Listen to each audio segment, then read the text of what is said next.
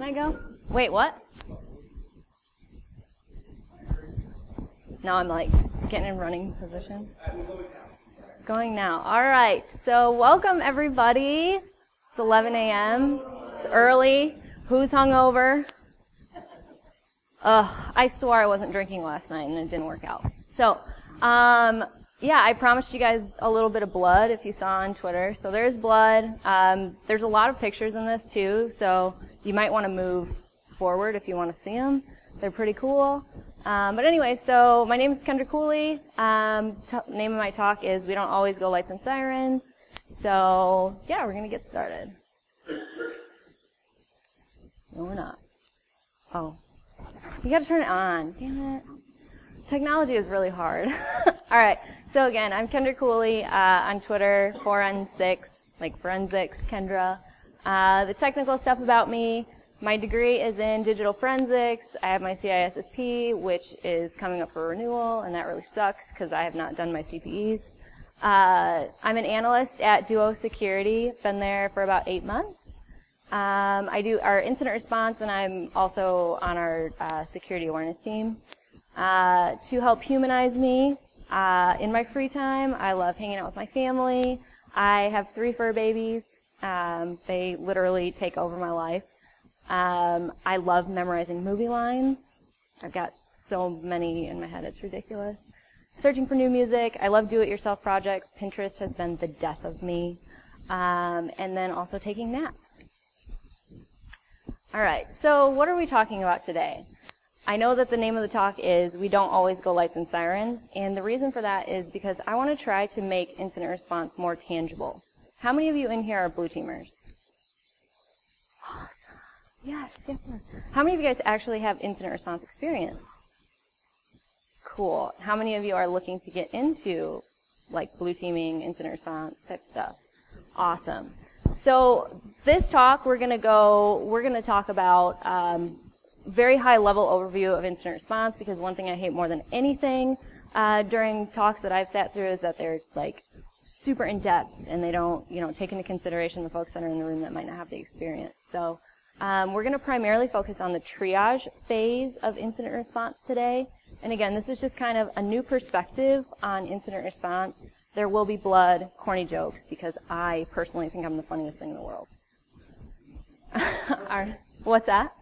Yes, that's my first joke. Yep. All right. So these are the phases of incident response as we follow them at Duo. It's relatively standard throughout the industry. So we have detection, reporting, triage, analysis, containment, mitigation, and then follow-up. What the hell does that mean, right? So first things first, detection. Something happened. We've realized that something has gone wrong, whether it be a tool, whether it be a person that's reporting it, or that's spotted it. Next step after that is you got to tell somebody. In order for incident response to start, you have to know about it, right? You can't really do anything about something that you don't report. Next, we have to set the pace with triage. Triage is so important because it helps us to know what to do next. How fast do we need to respond? The analysis part is what happened. And then containment, we want to stop the thing that happened. And then we're going to fix the problem and hopefully learn from it. Now, interestingly enough, first responders follow this exact same pattern. We're going to talk a little bit about that as well. So, the goals are exactly the same, whether it's security or whether it's EMS, fire, police officers. We all follow the same triage or the same incident response process. We want to identify the problem, first off. Then we want to prevent future or further damage. And then we also want to fix what's broken. Those are the 3 main goals of incident response, regardless of what you're working on. And for those of us who are analysts that or do incident response, we are first responders also. We are the ones not necessarily running towards a fire or running towards an emergency when something bad happens, but we're still sitting on the front lines and we're responding to the bad thing that happened. Because the last thing that we want is for our company to suffer a breach, right? No 2 incidents are the same. Does that surprise anybody?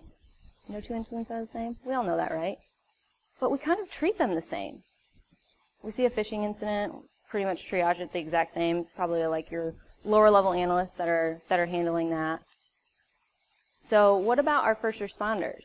When they get a call for, let's say, a car accident, do you think that they always respond the same way? They absolutely do not. And we're going to go over some different examples of that. So again, with incident response, the one thing that I want you guys to take from this is that we have to stop relying on the category. It's not about the fact that it's a phish or malware. Yes, that helps with the initial triage process, but we need to get a little bit further in depth during that initial triage phase in order to understand how quickly we need to actually respond. Now, triage is critical because it needs to focus more on severity. It's very, very important that we understand what the impact is functionally and also to our data. If business systems are down, if people are not able to work, obviously that's going to be a very, very high priority incident. If data has been leaked, customer data has been leaked, if proprietary information has been leaked, that's a huge impact to a company. The other part that's really critical about triage is assigning resources. I can't even tell you how many times I have personally seen incident response done so poorly, because how many of you guys have ever watched like a Pee-wee soccer game? Anybody?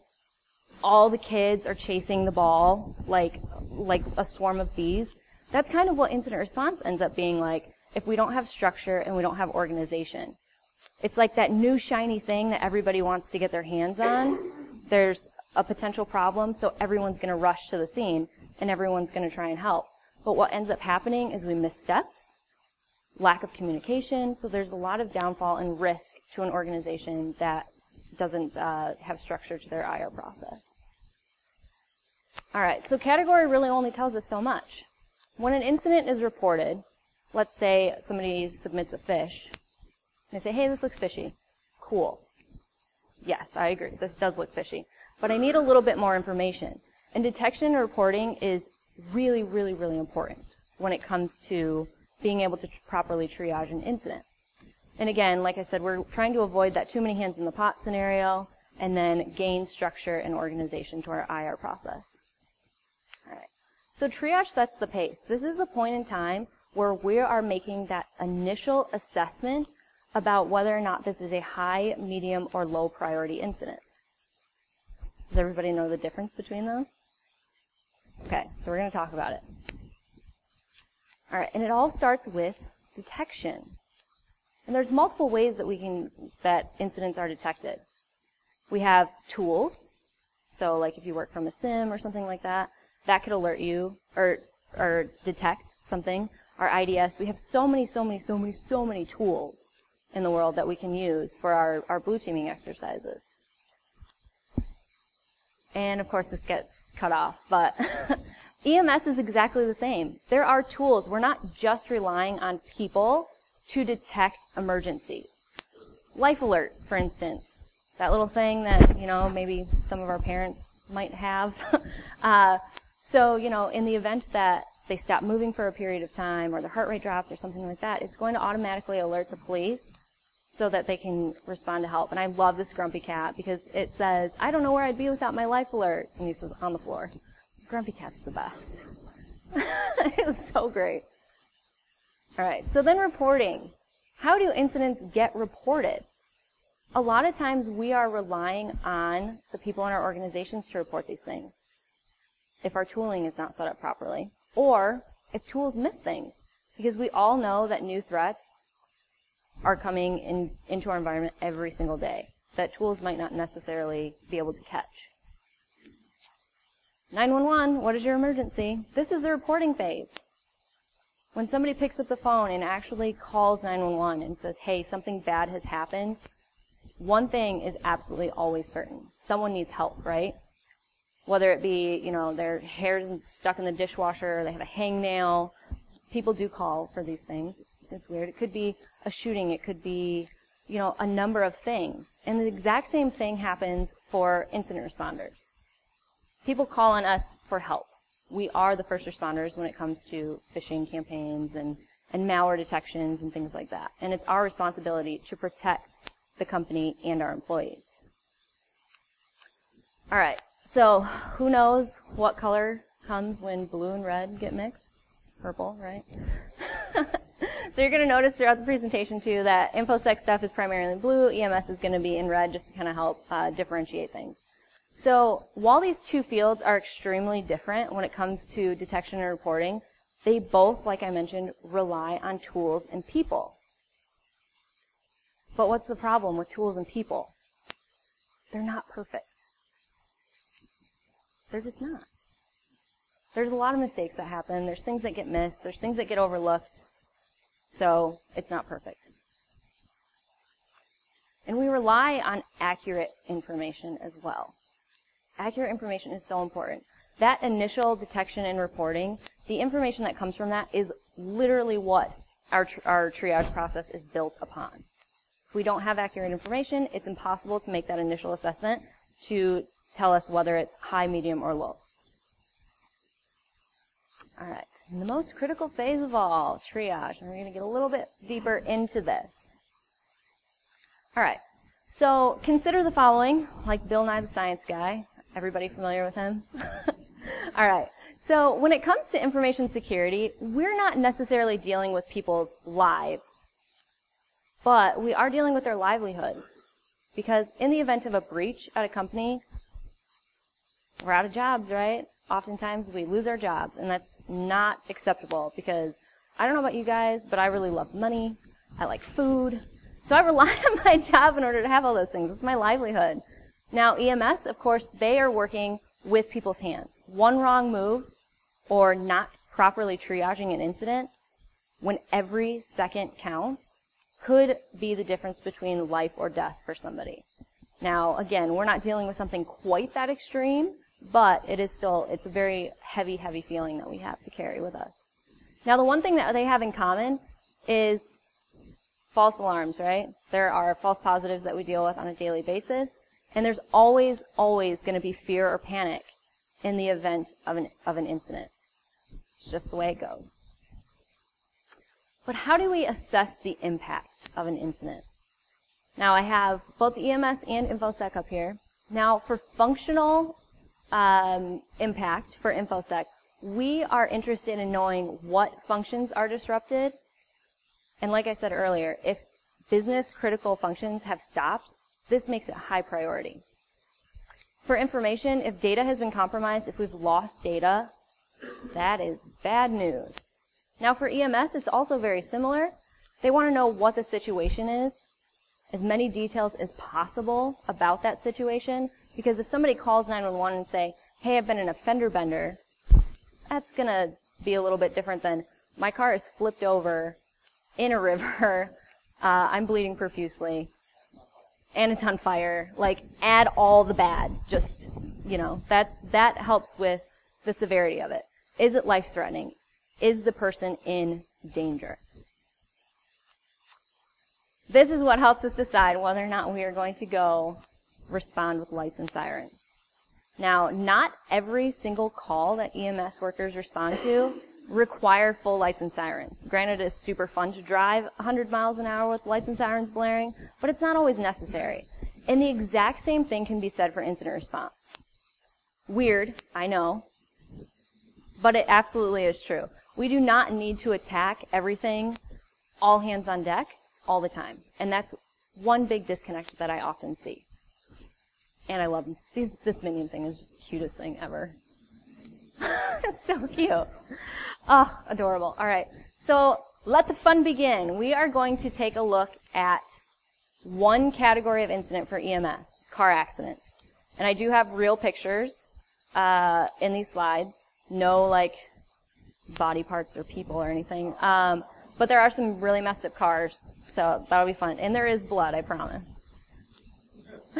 I know, everybody loves blood, right? There's gonna be blood, I promise. All right, so this is the inside of an ambulance. It's all calm, peaceful, everything's happy, everything's good in the world here. So first scenario, 911, what's your emergency? Caller says, hey, I just witnessed a car accident.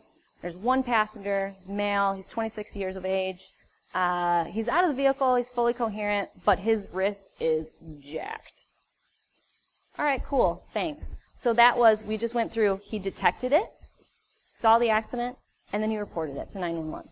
Awesome. What do you guys think this would triage out as, just given this information? High, medium, or low? You think medium? Exactly. Yep, so going back to assessing that impact, his life's not in jeopardy. His wrist is broken, but, I mean, you can still do stuff without that, right? So this would be a car accident that would fit kind of a low priority situation. Additional resources are probably not going to be needed at this point. The EMS workers can pretty much just respond, assess the person, make sure that there's nothing super life-threatening going on, and then move on. More than likely, this person that was involved in this accident is going to say, I'll take myself to the hospital and avoid that $1,000 bill. Thank you very much. I will sign this release, and it'll be done. The urgency is super low. It's not life-threatening. And guess what? In the event that something bigger happened that they were dispatched to, they'd be out of the scene in a second. Scenario number 2, again, a car accident. So same category of incident, but this time the witness, or the person that witnessed the car accident says, it's a male, 26 years of age.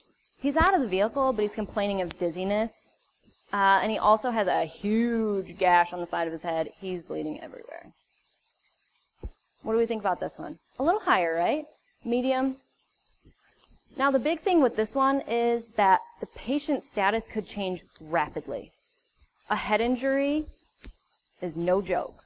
So the EMS workers still want to arrive on scene relatively quickly. But again, it's one of those things where it's like lights and sirens kind of right on the line there. Urgency is definitely increased, and additional resources might be needed. They might get on scene, and the person could literally go into an arrest, which means they're basically dead, by the way. Scenario 3. Caller witnesses a car accident again, says, I have one passenger, he's in his mid-20s, can't really get a confirmation on his age because guess what? He is unconscious, not responsive. This is critical. High priority, absolutely. So do you see what we're doing here? We're trying to make incident response more tangible. Making it super relatable makes our triage process in our head a lot easier. We can't touch a breach. So this is something that we can all relate to, hopefully. I mean, we're all humans in this room, right? So we have probably more than likely experienced some type of emergency, witnessed a car accident, heard about a car accident. Now, the person that was in this vehicle, definitely a little jacked up, right? Additional resources are more than likely necessary. In this case, this person was likely airlifted to a hospital. This is super critical. Every second counts. We need to get this person to the hospital immediately, and air rescue is probably going to be our best bet. The urgency is super high because the patient's life is 100% at stake. And they could potentially already be dead. We don't know for sure. But what about InfoSec? That's what we're all here for, right? I mean, we did just get to see some pretty cool car accident pictures and stuff, which is neat. The blood is coming, I promise. I got a lot of slides here. I don't want to waste it all at the beginning. All right. So now we're going to look at a phishing campaign. Again, the same category, 3 different scenarios. First scenario, the employee reports a suspicious email. They said, I didn't click the link or open the attachment, but this is suspicious. When I get this type of thing, I'm like, thank you. You did the right thing. You've been listening to my security awareness talks. Thanks so much. Because we don't want to feed the fish. Additional resources are likely not needed. This is probably going to be handled by a very entry-level analyst. There's still work that we want to do here, but at the same time, if something else came up, this could get set to the side. This is not a high priority. There's really no risk to business functions or data at this point. Now, scenario 2. Employer reports a suspicious email immediately after they clicked the link. Damn it. And then they entered their credentials. Super damn it. Right? No. So here, additional resources might be needed. We don't really necessarily know yet. This is clearly more critical than the previous situation because they fell for the fish. Credentials at this point are compromised. Now, without action, this could potentially get a hell of a lot worse, right? So it's a really good thing that this person did report it. Now, scenario 3, this is the oh shit. Employee reports odd email activity. And here's what they know. They checked their send inbox, and hundreds of emails have been sent on their behalf, including an attachment to their entire contact list. Oh shit. The account is compromised, right? This is high priority at this point. Additional resources are absolutely going to be needed because now there's damage. We have to stop what's happening. We have to do damage control.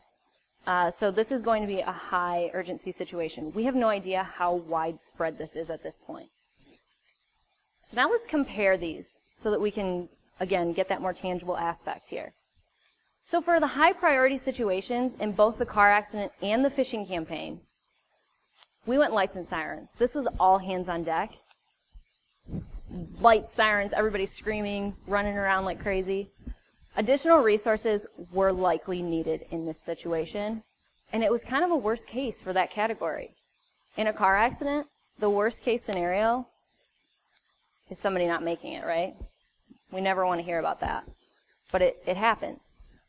For a phishing campaign, oh gosh, the last thing we want is our accounts to get compromised, our email accounts to be to be used as a bot. Yeah, that's not good.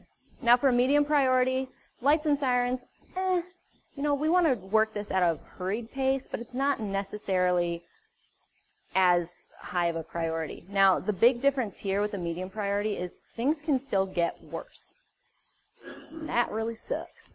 Additional resources might be needed, but we'll kind of put them on the back burner. For us at Duo, personally, when we have a medium scenario, we like to spin up like a war room, a conversation place so that we can keep everybody in the loop in the event that things do hit that oh shit status.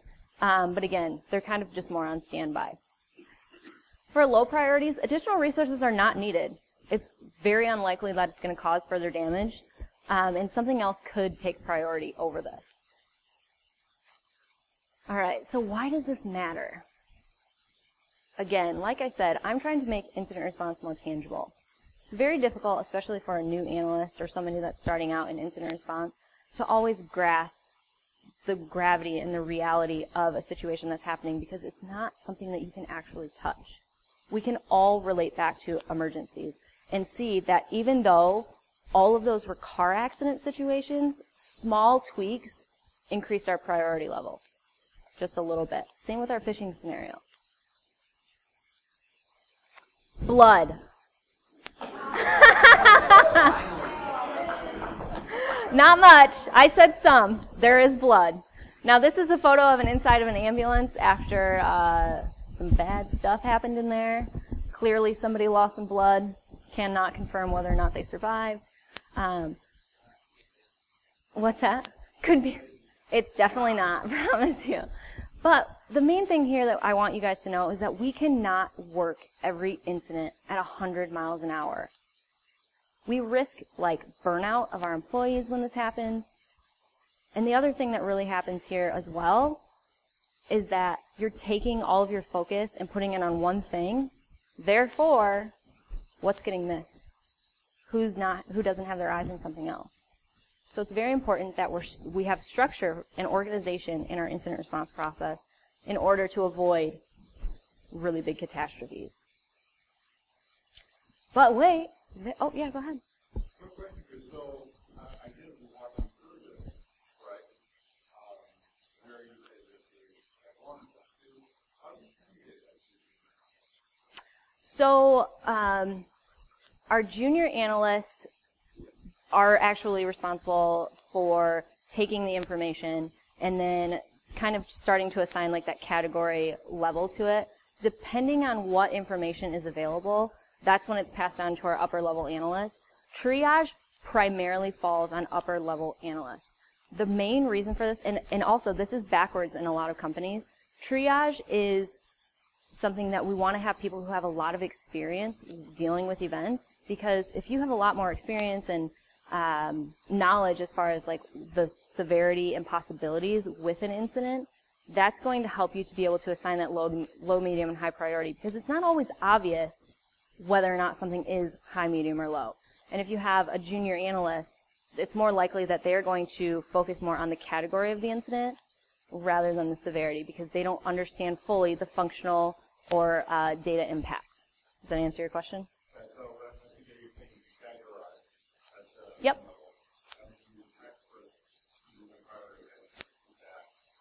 Correct. Yeah. All right, so there's more. Now, this is a photo, again, of the inside of an ambulance with their what's called jump bag sitting on the cot.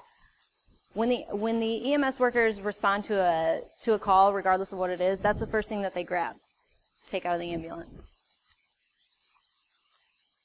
Priority can change at any moment. This is the biggest thing when it comes to incident response. We have to be flexible, and we also have to be able to understand that in a moment's notice, given new data as it comes in, we can easily go from a low priority to a high priority. Triage is the initial assessment. This is what sets the pace for how we're going to continue the rest of our investigation. So it's very, very important that we understand that this stuff can change at any moment. Again, inside of an ambulance, there's some Lay's potato chips there. This was obviously after a really, really bad scenario. This ambulance is messed up.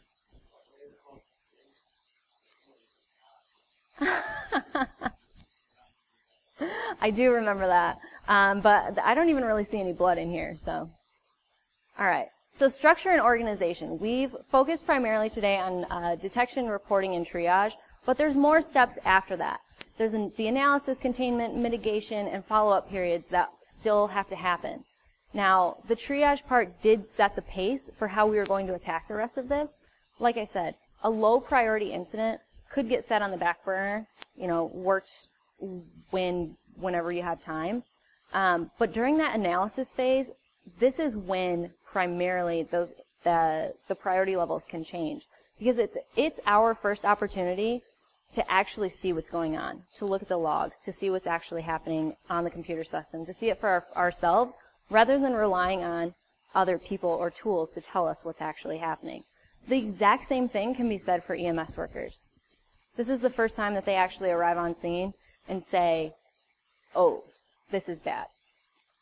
Somebody might call into 911 and say, yeah, they're bleeding profusely out of their head, because, for me personally, if I see blood, I'm like, oh, it's bad, get me out of here, I don't want it. And then the EMS workers could respond very quickly and get there and realize, this is a pretty low priority. So again, it can change. We can increase or decrease our priority level at any point in time, and it primarily happens during this analysis phase. Containment and mitigation, this is extremely crucial as well, because this is when we're trying to stop the thing and then also fix it. And then follow-up. Follow-up is so important for an incident response process. This is our opportunity to debrief on the situation and what's happened and learn from it. Update our tools. Inform employees of things that are wrong. This is a learning opportunity for everybody. Yeah.